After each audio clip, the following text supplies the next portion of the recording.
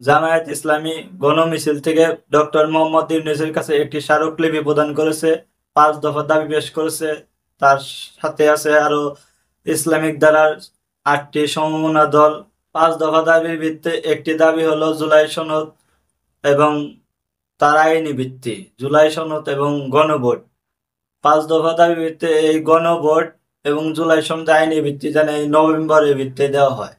এই নভেম্বরের ভিত্তিতেই যেন একটি গণভোট আয়োজন করে জুলাই সনদের আইনি ভিত্তি দেওয়া হয়। দ্বিতীয় দফা দাবিটি হলো আগামী ফেব্রুয়ারিতে যে নির্বাচনটি হতে চলেছে সেই নির্বাচনে উভয় কক্ষে, সংসদের উচ্চ কক্ষে এবং নিম্ন কক্ষে পিআর পদ্ধতি চালু করা, সংখ্যানুপাতিক পদ্ধতি চালু করা। এই পিআর পদ্ধতি হলো এমন একটি পদ্ধতির নির্বাচন যে নির্বাচনের মাধ্যমে কোনো মনোনয়ন বাণিজ্য হবে না, কোনো স্বৈরাচার তৈরি হবে না, কোনো ফ্যাসিস্ট তৈরি হবে না। এই পিআর পদ্ধতি যদি কালে আগামী দিনে বাস্তবায়ন হয় তাহলে এই পিআর পদ্ধতি নির্বাচনের মাধ্যমে কোনো পেশি শক্তি প্রয়োগ করা হবে না, কোনো কালো টাকা ছড়ানো হবে না। দ্বিতীয় দফার দাবিটি হলো আগামী নির্বাচনের আগে লেভেল ফিল্ড নিশ্চিত করা। যেরকম আগামী নির্বাচনের আগে সারা বাংলাদেশে যত সন্ত্রাসী আছে, যারা অপরাধের সাথে যুক্ত, চাঁদাবাজের সাথে যুক্ত, যারা খুন খারাপির সাথে যুক্ত, রেগুলারি করতেছে, সেই সকল সন্ত্রাসীদেরকে যেন নির্বাচনের আগে যেন গ্রেপ্তার করা হয়। যদি গেলে গ্রেপ্তার না করা হয়, কিছু কিছু রাজনৈতিক দল তাদেরকে ব্যবহার করতে পারে। কিভাবে ব্যবহার করবে? যেরকম নির্বাচনের দিন তাদেরকে ভাড়া করে, নির্বাচনের আগে তাদেরকে ভাড়া করে নির্বাচনের দিন ভোট কেন্দ্র দখল করে জাল ভোট নিতে পারে, কেন্দ্র দখল করে ভোট দিতে পারে, এমনকি শেখ হাসিনার মতো দিনের ভোট রাতেও করতে পারে। সেই কারণে এইসব সন্ত্রাসীদেরকে গ্রেপ্তার করার জন্য একটি দাবি পেশ করেছে। এইসব সন্ত্রাসীদের যদি গ্রেপ্তার করা যোগ্য না হয়, দেখতে পারবেন আগামী নির্বাচনে যারা স্বাধীনভাবে ভোট দিতে যাবে তাদেরকে ভোট দেওয়া হবে না। কেন্দ্র দখল করে যে জায়গায় ক্ষমতা আছে ভোট ডাকাতি করবে। সেই কারণে এই দাবিটি করা হয়েছে।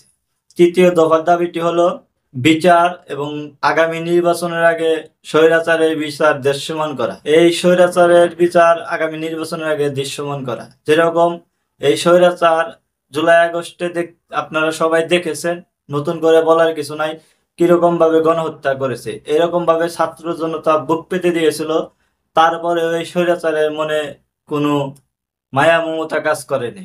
এই স্বৈরাচার মানুষের বুকে বুলেট মেরেছে, গুলি করেছে, খুন করেছে। সেই স্বৈরাচারের বিচার দৃশ্যমান করা। যদি কালে এই স্বৈরাচারের বিচার আগামী নির্বাচনের আগে যদি না হয় তাহলে এই শহীদদের সাথে বেইমানি করা হবে। এই 1500 প্লাস 2000 মানুষকে যারা হত্যা করেছে এই পরিবারগুলোর সাথে বেইমানি করা হবে। 30,000 প্লাস মানুষ আহত হয়েছে, পঙ্গুত্ব বরণ করেছে, কারো চোখ গেছে, কারো হাত গেছে, কারো পাও গেছে, কেউ সারা জীবনের জন্য পঙ্গুত্ব বরণ করেছে। সেই শহীদদের সাথে বেইমানি করা হবে। চতুর্থ দফা দাবিটি হলো জাতীয় পার্টি এবং তার 14 দলকে নিষিদ্ধ করা। কেন জাতীয় পার্টি এবং তার 14 দলকে নিষিদ্ধ করা হবে? আপনারা সবাই জানেন যে জিএম কাদের 2018 সালের নির্বাচনের আগে ভারত সফর করেছিল।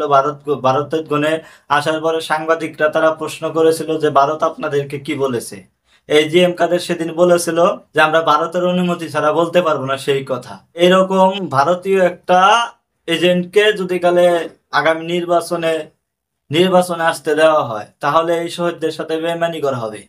এই স্বৈরাচার শেখ হাসিনা এতগুলা মানুষকে হত্যা করেছে কাদের সহযোগিতায়?